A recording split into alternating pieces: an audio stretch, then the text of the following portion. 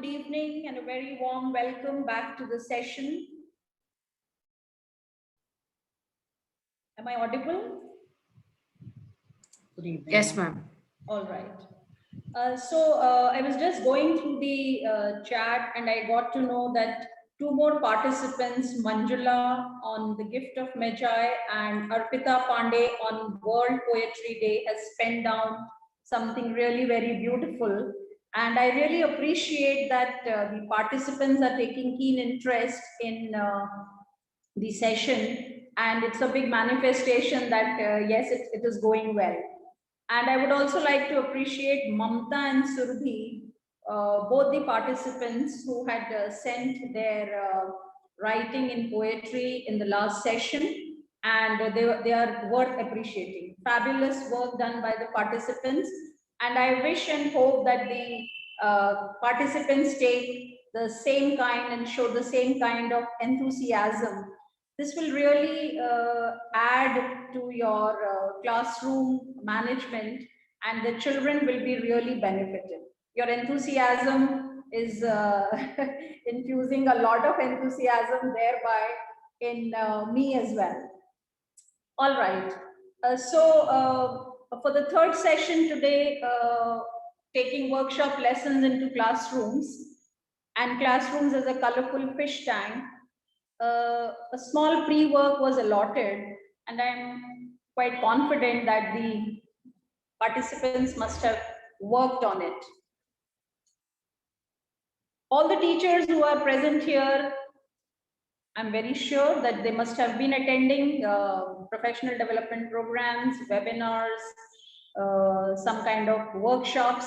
So I had asked you to know and state the challenges faced by teachers in the qualitative improvement of students' learning. The second was, what's your idea of a classroom that incorporates learning as the prime focus of the teachers? And a list of the major workshops that you may have attended with the titles. So if I can just have a view of any one or two participants on the first, second, and third pre-work allotted, that would give me a fair idea as to what is your understanding of attending workshop lessons. So you can please put it in the chat or unmute yourself and speak on the challenges faced by teachers, one or two challenges.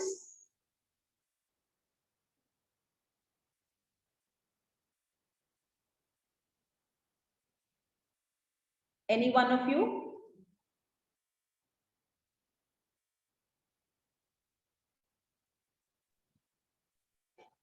Good evening, ma'am. Yes, good evening. I am Manjulata. Yeah. Yes, ma'am. If we refer to the idea of classroom, the idealistic approach, when we start joining this, when we start as a teacher, it's really, very inspiring, encouraging that I'm going to change the world and all that. But when we come to the real classroom scenario, I think there are many impediments, keeping in mind the realistic approach that we have to undergo, and keeping in mind the lot that we get in our classrooms. Ironically, we are not at an equal footing when we talk about classrooms. Whether we talk about any country, any place, wherever we are in advanced city or in backdrop of any rural development program, wherever you go, there is difference. And I think we always have been, covering this gap in a beautiful way in whatever we can do. Here, if we talk of incorporating learning as prime focus for a teacher, I would like every child of mine to be excellent in whatever she does tomorrow. But the very basics that we are covering in primary, secondary, I think at grassroots level, some, development or insight is somewhere left in spite of the hard work put in by every individual. It may be in terms of curriculum, it may be in terms of teaching aids, in terms of benefits, in terms of even child's background, his innate ability to cover up and cope. Yeah. Economical and physical backgrounds are secondary things. So I think that in spite of covering up all these challenges, yet we are still able to pull up the children. If I talk about individual targets that teacher do have, everyone wants 100% in his or her way. But I think in every year, year after year, this development has grown with experience and technology to build up better and viable classroom scenario as it happens to be in the initial years of every individual professionally. Right. That is a good input that you have extended, Manjulata. And you must have also made a list of workshops with the titles that you have attended. So since this was pre-work, I just wanted to have an idea that most of you must have done it and reflected upon what were the workshops that you attended. And we'll be talking while I'm talking to you, I'll be also taking up the implementation gap that Manjulata had just mentioned, that it becomes difficult for taking up whatever you learned or whatever you learn or understand in a workshop to take it to the classroom. So I've tried my best to put up a small model which will help us take the maximum. Although I have been telling you that it's really not possible to do this for every class, for every subject and throughout the year. But yes, of course, where we need to, where learning is required more than the content, we should try to. And I'm sure all of you are doing. Fine. So these are a few questions that we would like to ponder upon. Attended workshops? Yes.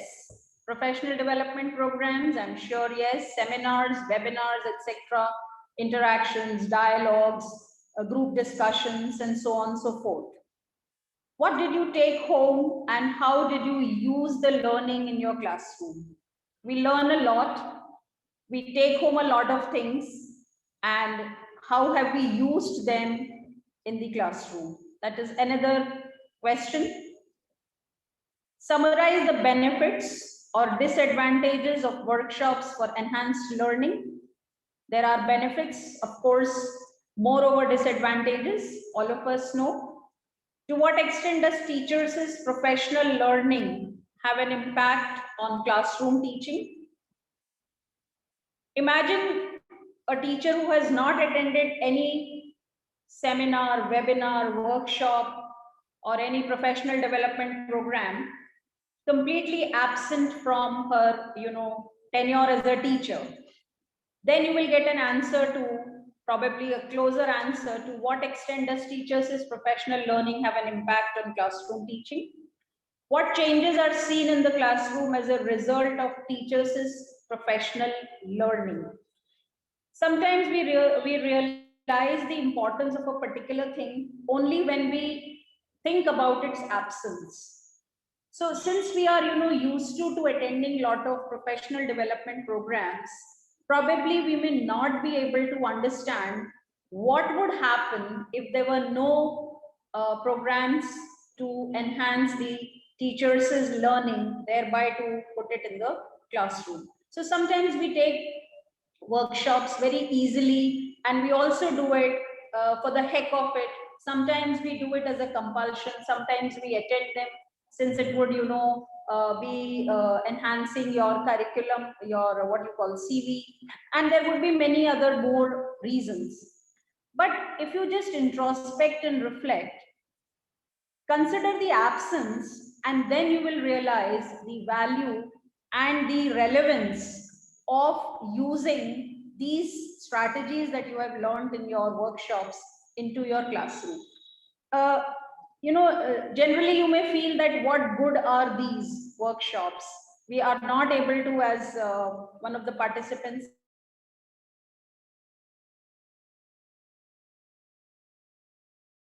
techniques or even the smallest of input you have got from the seminar to be used in the classroom becomes practically difficult. But I think unknowingly, reflexly, invariably, what you learn in your PD programs and seminars, you use it reflexly in your classroom without sometimes even realizing that this was what you learned or understood in a particular webinar. So in order to know the exact, to fill the implementation gap, we need to just introspect and think and reflect upon the teachings that you have had. And even if 25 to 30% of what we learn is used in the classroom, we are successful, we are done. And the teacher will also be, very happy. The class will be a happy class.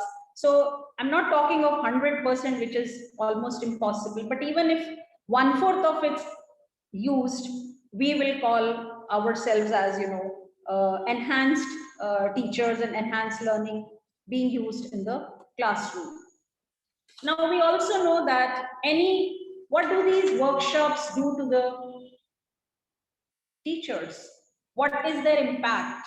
So definitely, you are exposed to some novel ways of thinking.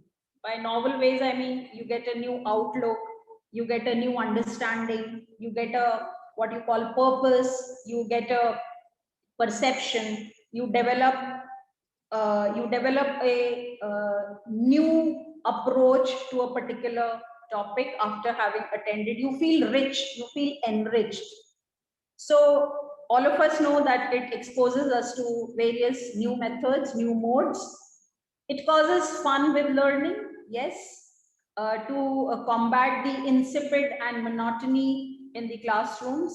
We got to introduce some pepped up activities, and that helps to a quick grasp and learning.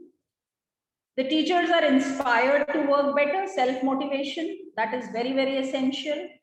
And workshops, grant that kind of energy, a boost, and we work better.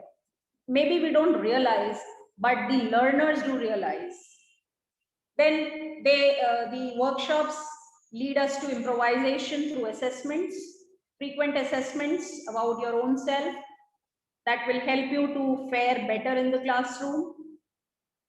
Very frequent assessments will help you to know yourself much better, and a time will come that you will really feel that yes, you need not, go through this particular module or unit before going to your class. So assessments will help you reduce your stress level. Then the workshop models will have students to be involved. Of course, teaching is not one-way method. The participation of the students, the learners, is very, very important. They help us to develop and explore new prowess. We have to have what you call development of new abilities, new skills. We need to, develop expertise. We need to master. All of us are English teachers, but then there are certain areas where you need perfection. Maybe, the grammar portion, or maybe the literature part, or maybe the language part, maybe the phonetics, or could be the listening skills. Somewhere you will feel that you have an edge above others in various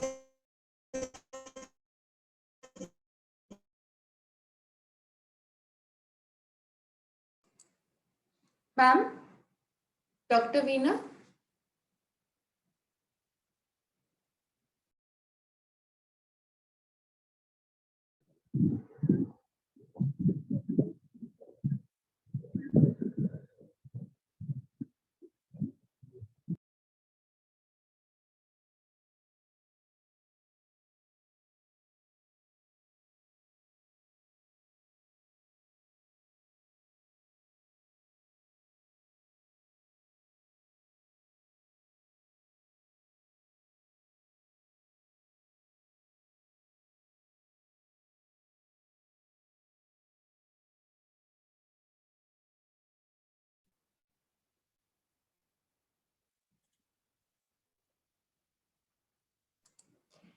Hello, ma'am. Welcome back. yeah. We lost your voice there for a bit. Yeah, Repeat I'm so the. sorry. Yeah, There no. is some Wi-Fi error. Anyways, so the learners have to struggle to find solutions. Like if you see curious and inquiry-based learning, until there is curiosity in the minds of the learners, your lesson would become, mundane. There will not be any what you call a spice in your classroom. So always ensure, which most of the workshops, also let you understand, that there has to be an inquiry based learning. The learners have to struggle, they have to, tax themselves. Their curiosity should be,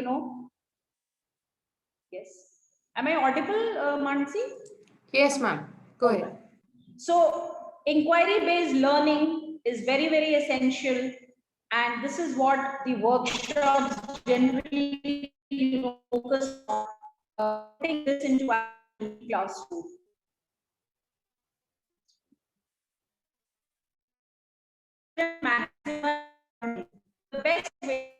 The best way to make your classroom interesting, which the PD programs try to tell you, minimize your lecture and maximize learning. In other words, it means that let the learners, let your students be a major force in your classroom. That will help you to make them understand without really putting in efforts. In the sense, I don't mean to say that the teacher doesn't have to put in efforts. I mean to say that when the child puts in efforts, when the learner puts in efforts through a module or through any chapter or through any mathematical problem, he remembers it throughout. Rather than the teacher giving an easy solution, let your child do the 3/4 of the inquiry based or curiosity based understanding, which will help him to get off the rote learning method. Now, do you plan to bring a few workshop lessons into the classroom? Yes, all of us. When we attend workshops, we all have a feeling that yes, as Arpita said, that we feel recharged, rejuvenated, and we feel that yes, we'll be doing everything in the classroom. But the moment you enter, practically it becomes slightly difficult to incorporate all what you have learned. So, but do you really? We want, but are we able to really do it? What are the obstacles in bringing all you learned in the workshops to your classes? There are various challenges. That there are sometimes, absentees, spontaneous absentees in the classroom. You have to finish up the syllabus. Sometimes there are examinations in between that disconnects the, link.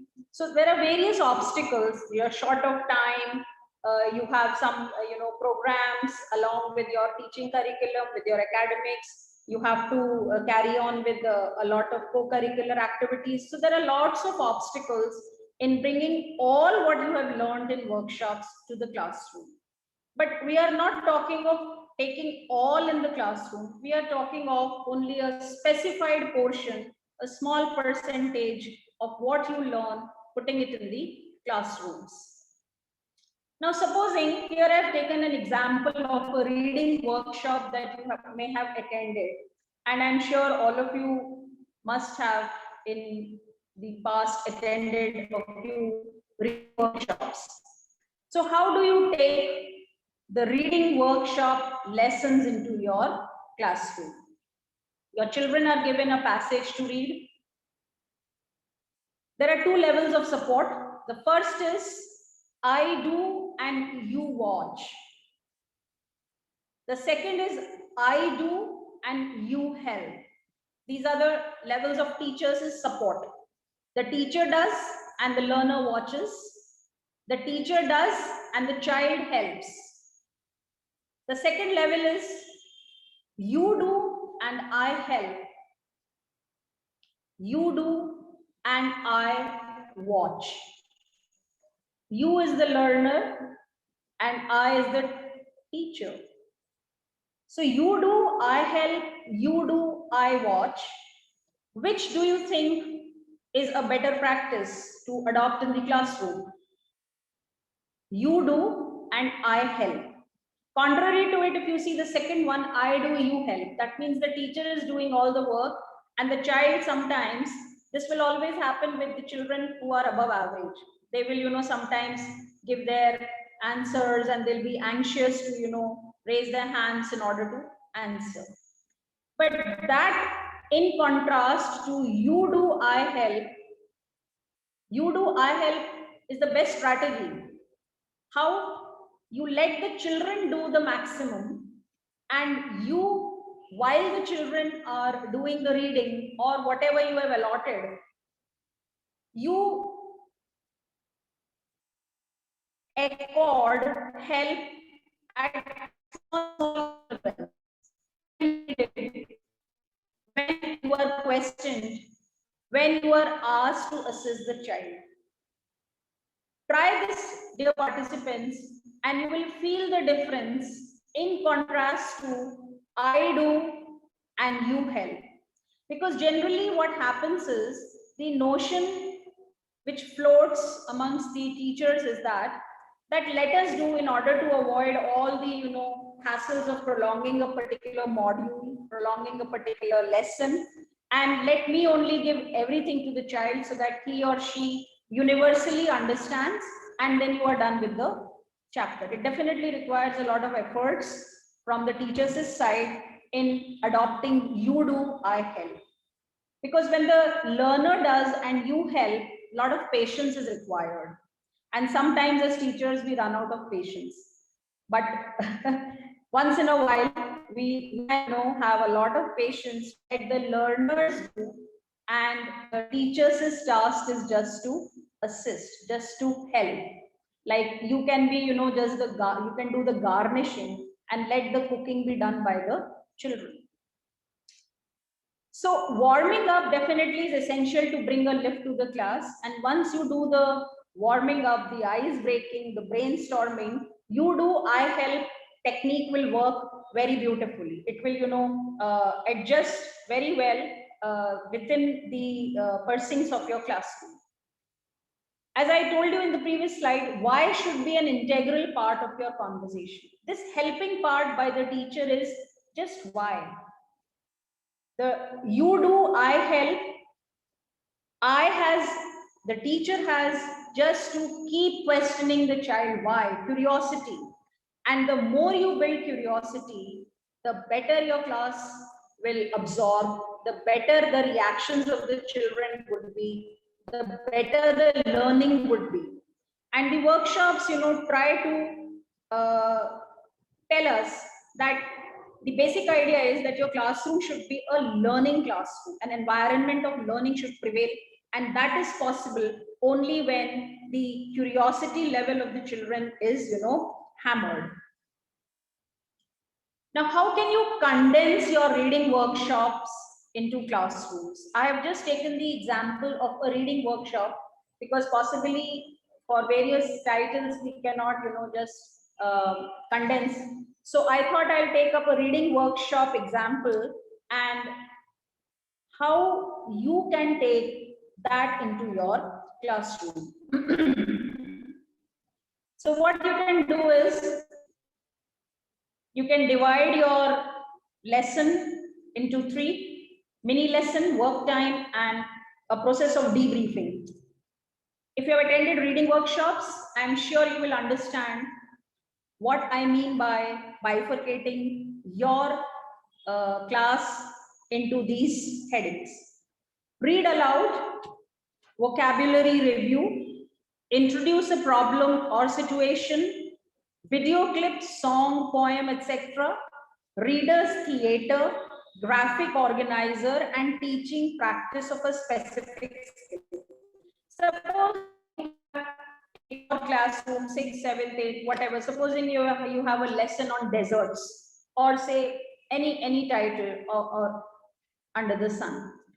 You will read aloud, because possibly reading the whole chapter in the classroom is not possible. You will take about a week to complete the reading. So you have to transform that lesson into a mini module.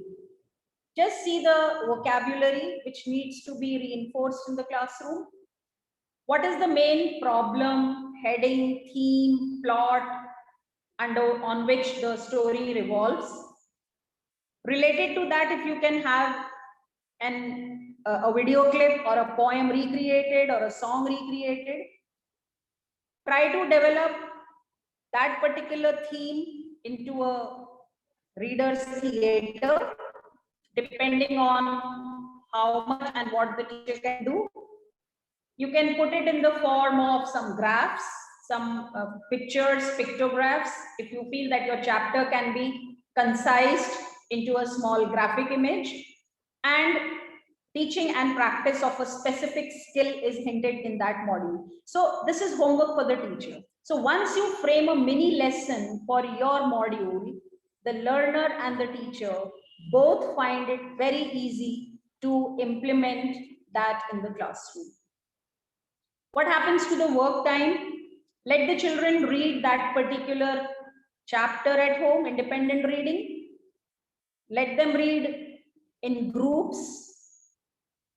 Let them research on the title, pre-work. Let them have stations. By stations, I mean the whole chapter can be divided into 2-3 stations depending on the theme floating in the chapter.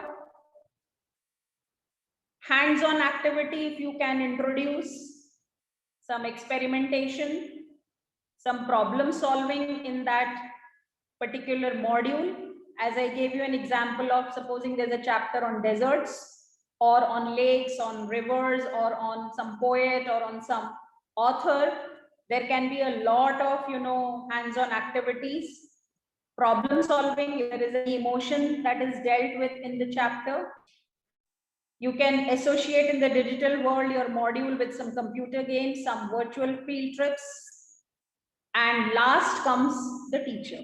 So before the learner meets the teacher in the classroom, you can suggest ways to make that unit very, very interesting, very, very productive in the classroom. The effort definitely is there on the part of the teacher, but you will see that that effort is worth the learning that the child takes. Then we come to the methodology of debriefing. Clear up misconceptions. The learner's task is, work time allotted, and the teacher's task is, if children have misconceptions, if they have certain curiosities regarding that, you can very well clear up, reflect. You can share some incidents which have occurred related to that particular module in a child's life or in your own life, and assess it. What does today's work have to do with the bigger picture? Definitely, the children want to relate what they are reading to the current. So see if you can find any hint in order to connect it with a bigger picture. So if you try to analyze the mini lesson, work time, and debrief, thereby making your classroom for the learners very interesting, as a result of condensing the reading workshops or the reading take-home things into the classroom, this would prove to be a very, very beneficial and a very, very relevant method. Now, what are the benefits of carrying workshop models into your classroom? More teaching time, but less planning. Fewer materials, easier differentiated instruction, supports the whole group of children, and more time engaged with curriculum. Even if you skip on 2-3, the entire result at the end of the day, what matters is how the child has learned and how you have made the learning easy in the classroom. It could be different for different teachers, I repeat. It could be, see, there is no one book as to giving you certain universal instructions that this has to be done as per this particular method. No, there is no particular law. Every day teachers will have different challenges in the classroom, and it is the teacher then and there who tries to solve various difficulties in the classroom at different levels. There may not be any hint of it in any of your workshops earlier. It might be something absolutely new which has never been mentioned. So undoubtedly, every day we face challenges, but trying to bring workshop models into classroom by mini lessons, debriefing, by a differentiated instruction, the learner will be thoroughly benefited. Now, what are the most important heirlooms, if I may call it so, a teacher can give to its class or to the children? You may have been attending, as I told you, various programs, but a few days back I was just pondering over what are we as teachers in the classroom giving to our children, the content of the textbook transacted in the classroom, the syllabus to be finished, the syllabus, the question answers, sample papers, model papers, worksheets, and so on and so forth. But it just struck me that two very important heirlooms a teacher can give to the learners: roots and wings. Tell your children to stick to the roots and develop wings. Means free to fly. Roots would hint at some values, and wings are the freedom. So the freedom of thought and expression for a child is very essential. And once you delegate this freedom to the child, especially in language classes, the classroom would be a wonderful place. It would be a beautiful, garden where you enjoy the blossoming of so many flowers in your classroom. So very important that once in a while you give roots and wings to your children, stating specifically the importance of both the values and the freedom. Now, what is a workshop learning into classroom? What does it do? It's a teaching structure which pushes students to be creative and responsible in their own learning. What is your ultimate aim? Your ultimate aim is to, push students to be creative, and you want to make them responsible in their learning. A workshop learning also asks children to take charge of their own learning, becoming active and engaged in their work and development of understanding. Until you give the freedom to a child to interpret the text as he wishes, there will be very little learning. So we need to, focus on the child's learning. Workshop learning into classroom also engages students individually or in groups, as you must be doing. You must be engaging children individually and in groups. Group discussions, engaging children in group, enhance their understanding, their spirit of accommodation, the spirit of accepting each other's views better, facilitating and assisting in that understanding with individual support.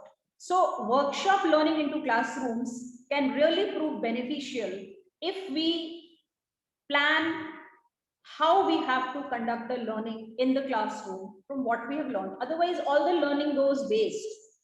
I mean, once you get out of the workshop room, everything goes, everything is a closed chapter, which we really don't want, because you have used your time and energy, and learning takes place in the workshop lessons.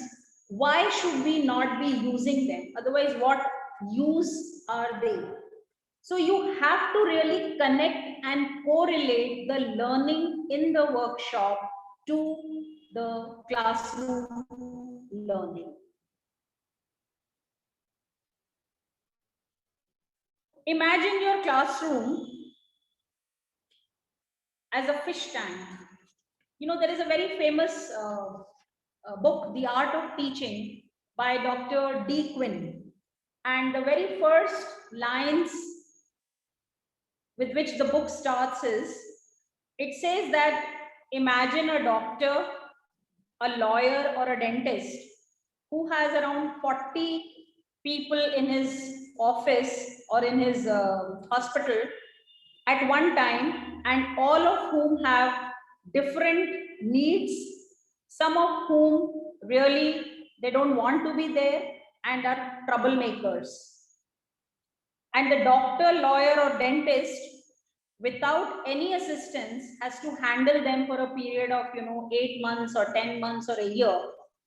And they have to be treated with professional excellence. Can you imagine the first thing that comes to the mind of that lawyer, that doctor, that professional dentist is what? He imagines a classroom. A classroom has a veritable portrait gallery of children, like a fish tank. A classroom has children from various backgrounds, of various understanding levels, of various, emotions, and a lot. So imagine a fish tank which has different colors, shapes, size, features, and the lifespan of fish. Classroom is a replica of a colorful fish tank.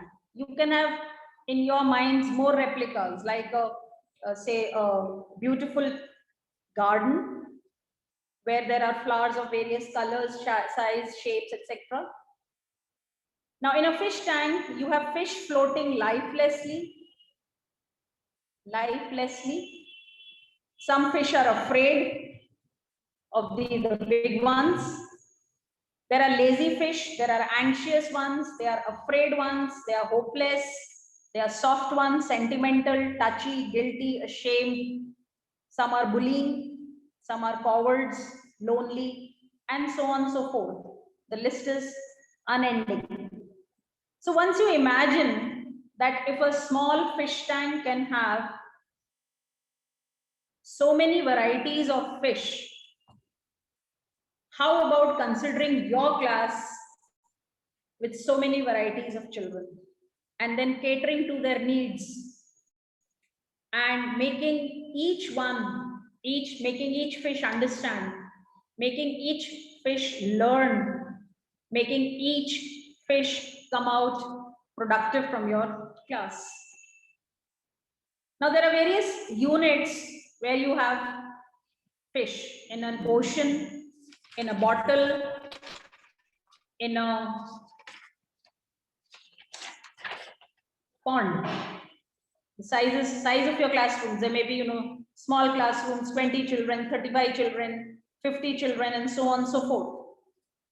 I've taken this analogy to make you understand that your classroom is a portrait gallery. You cannot have the same understanding for all the children. See how freshwater fish are different from saline water fish. So how children who are new entrants different from the ones who are in your class for 2-3 years.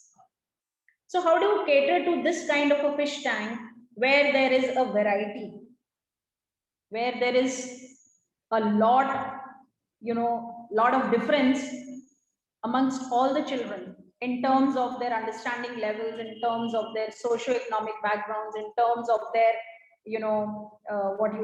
language, in terms of their vocabulary, in terms of their understanding, and so on. So how do you cater to so many groups of children, to such a huge variety? What do? You can offer choices. Difficult. Then you have to plan for possibilities. You can probably divide your class into 3 major groups. The intelligent ones, the mediocre, and the below average. That would be the basic bifurcation which will help the teachers. Then plan for possibilities of the understanding levels. How would you make, to what level have you to stoop down to make the colorful fish tank, understand everything? Provide a variety of learning material. The same question paper is distributed to children of various understandings. And definitely we have to do that. But sometimes when you reflect, you really feel that, isn't that injustice? So what we can do is we can have 3 levels of question papers, we can have 3 levels of worksheets, we can have 3 levels of, what you call notes for the children. We will have to provide a variety. Empower them to document their learning. You give them the freedom, as I told you, give them the charge of documenting their own learning, what they have understood. All the 3 groups will have different understanding levels, and by what you are teaching, they will have different perceptions. So let them document their own learning. Go slow, start slow. You have to first think of the weaker ones. The good ones, the brighter ones will, as it is, understand, will, as it is, know everything. So we got to start slow. We got to keep in mind the fish who are below average. Bake assessments frequently. If you bake assessments frequently, that will help you to evaluate how far you have been successful in taking the below average to the level of average and average to the top level. So baking assessments from this side is a very helpful tool to handle a colorful fish tank. Now, I was talking of some entry and exit slips in my first session, and I had said that I'll be talking about it in detail. So in order to cater to this colorful fish tank, you have to have certain techniques, certain strategies. You can have entry and exit tickets. The entry and exit tickets means what? So for example, I've given you an example in the next slide. I'll catch up with it. Offer targeted scaffolding to them. Scaffolding is like giving them a plan. Supposing you are teaching a lesson on, say, Anne Frank, or if I may say deserts, as I mentioned, give them lots of questions, offer them a plan on what is your expectation from the child in your class when you are taking up that particular module. Without the scaffolding, the child will not understand as to what is to be learned, and the teacher will also not be very clear as to what is her expectation, what is the learning objective in this particular module. So providing scaffolding is very, very essential. Icebreakers, if your chapter is on, say, deserts, you can ask them, have they ever visited a desert? Are there varieties of deserts? Is there any vegetation in the desert? So some questions which ice break, which solve the, what you call the hitch that the children might have. Directly pouring on to the topic is not that effective as providing them with a scaffolding, giving them entry tickets or icebreakers. Incorporate some there has some mystery, which means that there should be an element which you never divulge in the class, which will be divulged by the teacher only at the end of the lesson.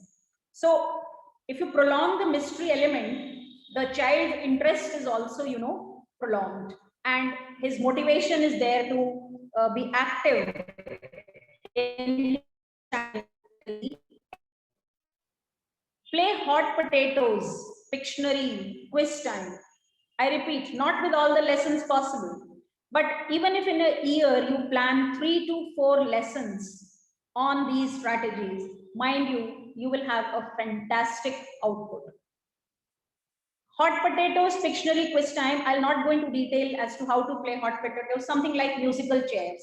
It is a name granted, like you can have it in any form as you want, with flashcards. You can have a small Pictionary session. You can have a quiz time on the title or the module that you're going to undertake in the classroom. You have to equalize the fish tank with fish feed. If you have a fish tank at home, what you do is you give the feed to all the fish, and that is the equalizer. Like there is no different food given to a different fish. So the colorful classroom can similarly be fed by modes of your teaching. You can have games for all the levels of children. You can play bingo, you can play thumbs up, down. Now, what I mean to say by all this is that simply reading the lesson word to word is an obsolete methodology. Solving the questions given at the end of each chapter is obsolete. We got to convert our lessons into a different mode altogether in order to have a long lasting impact on the learner. You can have Chinese whispers. I'm sure you must have played with your children sometimes in the classroom. It's a very, very entertaining way of engaging your children, especially the ones who are distractive, who have a weaker understanding, so on, so forth. Now we are talking of entry ticket and exit tickets. Now entry ticket, if you understand, is the warming up activity or the bell ringer activity that is at the entry of the classroom when you're about to begin your lesson. They are an effective strategy monitoring student learning and introducing or reviewing instructions. And exit is just the opposite. At the end of the chapter, you pose questions to students prior to the chapter ending. Students will write their answer on a card or a piece of paper and hand it to the teacher when they exit. Now, this is basically a task to be done, and allotting a task makes the children, involved. Now, here you have an example of teachers who may be teaching class 10. There's a chapter in class 10, the NCERT textbook, first flight, I think, chapter 7, Glimpses of India. Is there anybody who takes class 10 here? Anyone? Any participant? Or any class? I mean, I've taken the example because this is a very common book. The text would be easily available. So you can plan that chapter, Glimpses. The chapter is Glimpses of India, and I've taken the third part of the chapter, that is Tea from Assam. The heading of that unit is, from this lesson, Tea from Assam. Now, supposing you have planned your lesson in the classroom, how can you make it very interesting? By allotting entry tickets, scaffolding, etc. But I will elaborate on entry and exit tickets and types of tea, origin of tea. You can ask your children that before they come for the lesson 2 days later, they should have done this work. They should know types of tea. They should know the country of the origin of tea. What are the climatic conditions required for tea plantation, etc. You can frame more. This is just an example. Similarly, frame an exit ticket, like what is tea plucking trade? With the change in times, a lot of tea cafes have come up. What are the benefits of tea? So you can add your entry and exit tickets, thereby making the classroom a very, very interesting one, lessening your effort and increasing more learning. So they are great short writing activities that give students opportunities to activate prior knowledge at the beginning of a class period and name it and claim it at the end of the class period. They work because they help students connect lessons together day after day. They see tea being made at home a couple of times in the kitchen. So you got to relate, you got to connect. And once the connect is formed, that chord is formed, the learners learn better. Now, why use these entry exit? I think I've already told you, but we'll just have a look once again. They provide teachers with an informal measure of how well students have understood a topic or a lesson. They help students reflect on what they have learned. Once they finish reading this chapter in class 10th, Tea from Assam or Glimpses of India, they will really feel, they can reflect on what they have learned. Not just the theoretical part, not just, but they found a connect. They allow students to express what or how they are thinking, and they have about the new information. They teach students to think critically. Definitely, the entry and exit slips help the student to think critically. What in literature or literary terms you called as the critical appreciation. In poetry, we have a lot of critical appreciation. So the children are made to think critically. They understand how a thing has to be analyzed. And entry and exit slips are a great source of helping their critical thinking level to better. Then at the end of your lesson, you can ask students to respond to a question. Prompting document learning, what we already discussed. Example, write one thing you learned today, either related to the module or anything that they learned today. Discuss how today's lesson could be used in the real world. If you are teaching glimpses of India, or if you are teaching, say, deserts, or maybe any title, you can pose questions related to that particular heading. Then prompts emphasis on the process of learning. Workshop lessons, the variety of children in the classrooms. Example, I didn't understand. There'll be many who will say, I didn't understand. Write one question you have about today's lesson. So the children who have understood, they are in a position to clarify to the children who haven't understood, keeping in view the question about today's lesson. Example, to evaluate the effectiveness of instruction. How did you enjoy working in small groups today? You are assessing, you are analyzing, you are frequent making assessments. Did you enjoy working in small groups? There would be 1 yes, 3 no's, or 1 no and 3 yes. That will help you to reflect, and thereby you can make a change, or make a sort of addition, deletion in your next class. Then the exit prompts also include, I would like to learn more about. There would be some demand from the children's side. Please explain more about, supposing it is glimpses of India, the child would want to know more about tea, more about varieties of tea, more about the climatic characteristics required for the growth of tea, or anything related to tea. The thing that surprised me the most today was, and the child can answer, the learner can also say, I wish if the lesson were taught outside the classroom in the open garden, it would have been better. I mean, give the what you call exit prompts. Give the child the freedom to have exit prompts. I have a few quotations which I'm sure all of you sometimes must have read or heard. Teachers go on to teach a subject with very little knowledge of the real subject for teacher are the students. So until you know your fish tank very well, until you know the colorful variety of fish in your tank, we will not be, thoroughly successful in making the classroom very, very profitable. Every Vivekanand needs a Ramakrishnan, and every Helen Keller needs an Anne Sullivan. A teacher is not the one who teaches what, but the one who explains how. That's very important, the most important, in fact. A learned man can never be a teacher, but a man of learning can change the world. A teacher's learning never stops.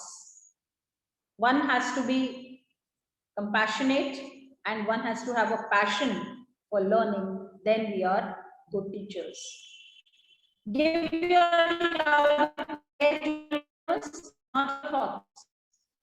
Your wisdom, not your preaching, and your insight, not your compulsions. I told you, give them 2 heirlooms: freedom, roots and wings. So not your compulsions. Teachers evolve through self-reflection. Very true. Language is a treasure that enriches my mind. Music is a treasure that enriches my soul. And teaching is a treasure that enriches my spirit. And until our spirits are enriched, we will not be able to transact it with a dead spirit in the classroom. I have some pre-work for the next session and the last session. This is the penultimate one. Communicative English virtual class, on which we would be having a session on the 26th. I would like you all to state 5 viewpoints on the conduction of a good communicative English virtual class. You can have some vantage points. Differences between the relationship of a student and teacher in a virtual and a face-to-face class. What differences? You have been taking virtual classes for about a year or so. So you must have been in a position to spot out the pros and cons. Third is knowing grammar, a vital or a mandatory part of communicative English, and state your reasons to support your answer. This is the pre-work I would like my participants to indulge in, and see you on the 26th. Thank you so much, ma'am. I had a great time, I think, especially the last slide was really inspiring. To all our participants today, we've cut slightly closer to the time, so we will not be taking questions for today. As usual, I will be sending you the PPT, the pre-work, as well as the recording. And any questions that you have from today, please join in at 4 day after tomorrow, and ma'am will be happy to solve any of those queries. Yeah, sure. Any questions, they are most welcome to even forward them to you. I can really answer. No worries. Absolutely. In my email today, you can respond back with these questions and I will communicate all of the questions to ma'am. Thank you so much. Thank you. Thank you, Dr. Veena. Really appreciate this. Cannot wait for your last session. Thank you so much. Thank you. It's a pleasure. Thank you to our lovely participants as well.